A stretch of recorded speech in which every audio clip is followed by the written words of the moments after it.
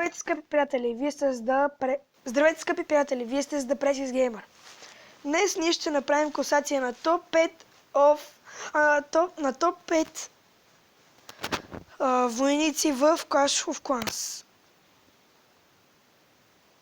Започваме с петата позиция, която днес ние ще дадем на арчерите. Арчерите са много добри. Моите лично са на 3, но това няма никакъв повод да кажем, че не са силни.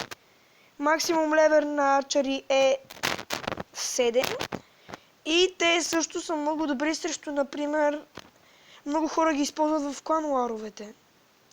Нека да видим второто, кое се нарежда на четвърта позиция. На четвърта позиция днес ние ще сложим хелърките.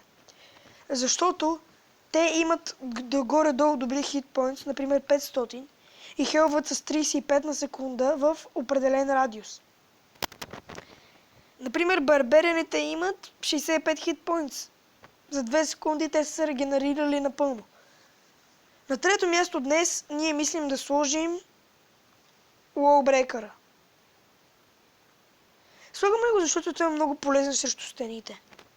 Много добре може да се сложи, например, ако му сложите някаква рейчка, за да не може да го блокнат.